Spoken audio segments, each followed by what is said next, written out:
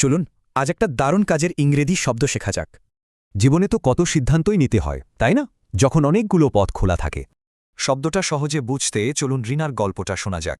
রিনাকে তার পড়াশোনার জন্য একটা খুব জরুরি সিদ্ধান্ত নিতে হবে। তার সামনে দুটো অপশন, অ্যাডভান্সড ম্যাথ আর কম্পিউটার সায়েন্স। বেশ কঠিন একটা চয়েস। রিনা কিন্তু অনেক ভেবেচিন্তে সিদ্ধান্ত নেয়, কারণ তার স্বপ্ন ইঞ্জিনিয়ার হওয়া। তাই সে অ্যাডভান্সড ম্যাথ বেছে নিল। ইংরেজিতে এই বেছে নেওয়াকেই বলে অপ্ট করা।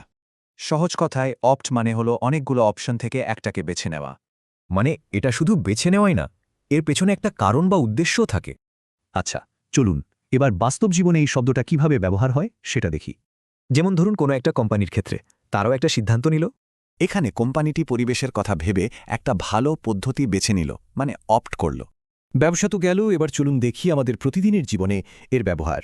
মানে বাইরে না গিয়ে তারা বাড়িতেই একটা শান্ত সন্ধ্যা কাটানোর সিদ্ধান্ত নিল।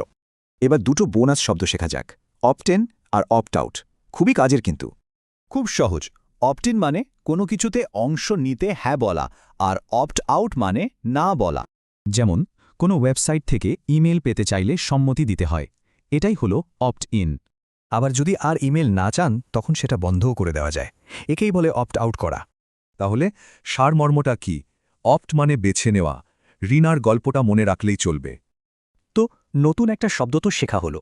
এবার ভাবুন তো এরপর নতুন কি শেখার জন্য অপ্ট করবেন।